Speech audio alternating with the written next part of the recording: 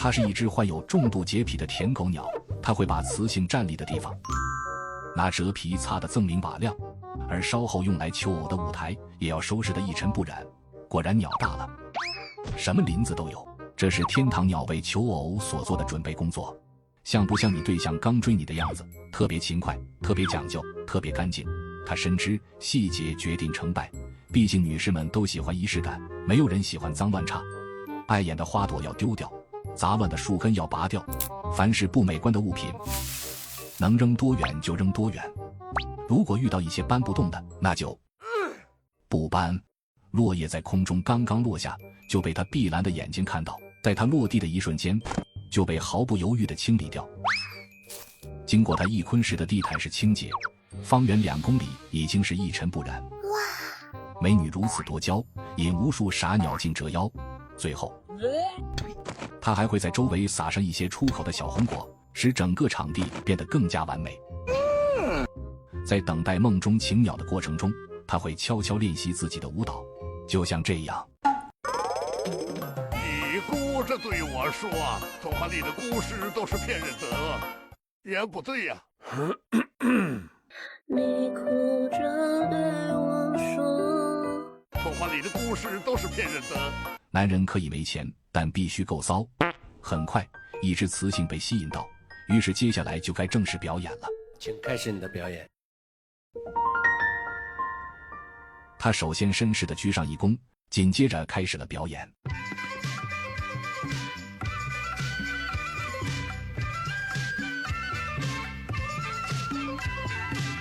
看似简单的舞蹈，对于天堂鸟来说却是一场严峻的考验。只有练习时长超过2年半的雄鸟才能完成如此精彩的表演。眼看雌性的眼神已经拉丝，雄性明白本次求偶势在必得。虽然雌性已经被他吸引，不过雌性并没有鼓掌，也没有打赏，而是趁其不备，顺走了人家祖传的蛇皮抹布。果然，罗密欧与朱刚烈的爱情注定是个悲剧。我本将心向明月，奈何明月偷抹布。没有物质的爱情一盘散沙，有物质的爱情被警察抓。不过很快又一只雌性路过，好机会，雄性决定吸取上次的教训。只见他绅士地鞠上一躬，然后1、2、3，结束。看完天堂鸟，我们再来看他的远方表哥。这个把内衣套头上的傻鸟名叫白颈岩梅，是一种生活在我国非洲中南部的老秃瓢，头顶没有毛，全球我最潮。很多人都不相信，白颈岩梅只需要用1年时间就可以从2岁长到3岁。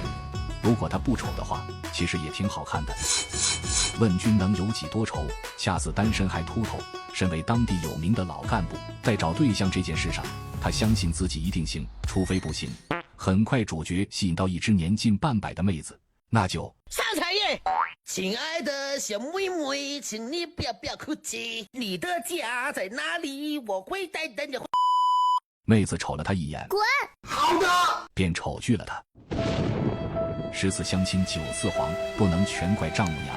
你要名嫁10套房，小芳怎会嫁老王？以前的小芳辫子粗又长，现在的小芳要车又要房。但我们的主角并不打算放弃，他决定再试一次，毕竟梦想还是要有的，万一见鬼了呢？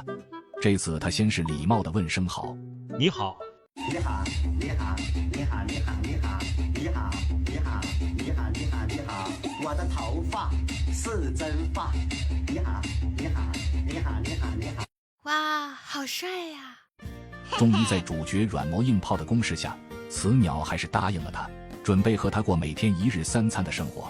不像天堂鸟整完就走，白颈岩梅会终生手拉手，严格遵循一夫一妻制。为了养育下一代，他们决定扩建自建房。俗话说男女搭配干活不累，但老公对于装修好像并不在行，不断做着无用功，犹豫半天也不知道放在哪里。等老婆一走，更是直接扔到地上不干了。呸！老婆想让他找些干草，他就随便找些烂枝子，并且还与其发生了冲突。看来整理家里这活还得是老婆干，有事老婆干，没事干老。白井严眉真可谓是吾辈楷模，终于在他们不懈的努力下，诞下了自己爱情的残渣。